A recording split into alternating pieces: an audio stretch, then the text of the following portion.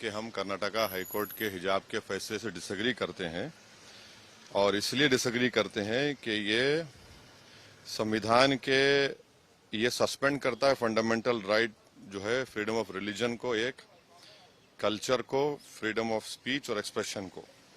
और ये आर्टिकल 15 को भी कि जो डिस्क्रिमिनेशन अलाउड नहीं है रिलीजन के ऊपर, वो उसका भी वायलेशन करता है। तो ये 4-5 चीजों के लिए हम सुप्रीम कोर्ट हाई कोर्ट के जजमेंट के हम डिसएग्री करते हैं।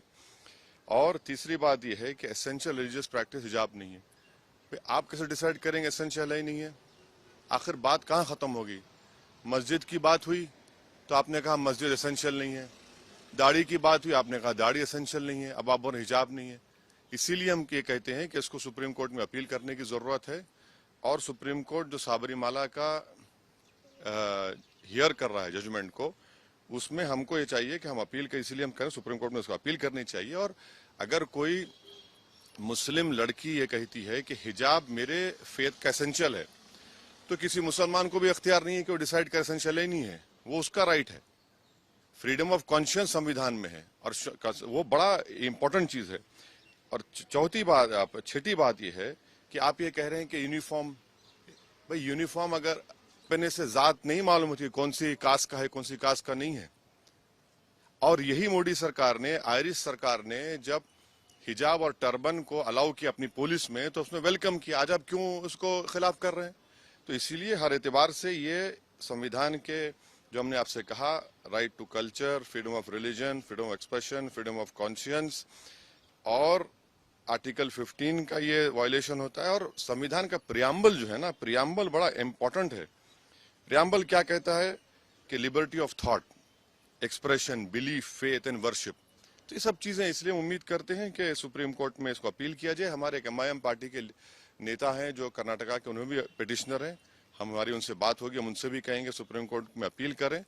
और इसका एक और जो नेगेटिव इम्पैक्ट होगा, आप देखेंगे कि मुस्लिम महिलाओं पर टारगेटिंग होगी उनकी जगह जगह पर। अरे भाई, अगर कोई स्कूल को जाकर पहन रहा है, क्या उसमें बुराई है? इंग्लैंड में क्रिश्चियन स्कूल्स में, इंग्लैंड में उनके स्कूल में अलाउड है कि आप वही ड्रेस यूनिफॉर्म पहने और वही ड्रेस का कलर का हिजाब भी पहने। तो ये चीज है।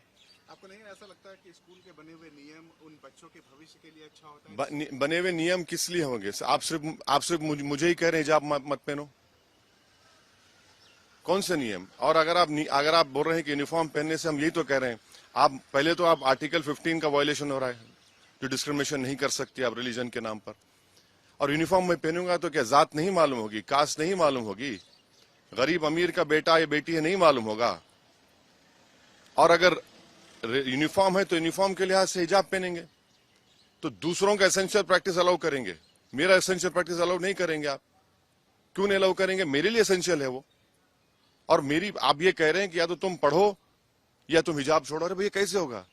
संविधान में मुझे इजाजत है कि मैं फ्रीडम ऑफ कॉन्शियंस के तहत अपना हिजाब भी पहनूं और शिक्षा भी हासिल करूं, इससे देश मजबूत होगा। लेकिन सरकार में मंत्री ये आरोप लगा रहे हैं कि मुस्लिम समुदाय के लोग अपने बच्चे और बेटियों को पढ़ाना नहीं चाहते हैं। बकवास है, झूठ बोल रहे हैं। भारत में 3 स्टेट्स हैं, तेलंगाना, कर्नाटका और एक स्टेट है, जहां पर मुस्लिम बच्चियां हिंदू बेटियों के बराबर स्कूल में पढ़ रही हैं। क्या बकवास बात कर रहे हैं? उससे क्या हासिल होगा? मॉडर्निटी की निशानी यह है कि हिजाब ना पहने।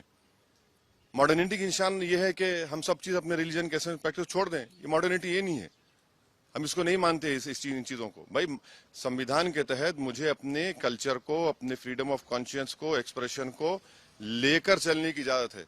और वो लड़कियां तो पढ़ना चाह रही हैं। अच्छा, आखिरी बात, मेरे हिजाब पहनने से किस तकलीफ क्या हो रही है?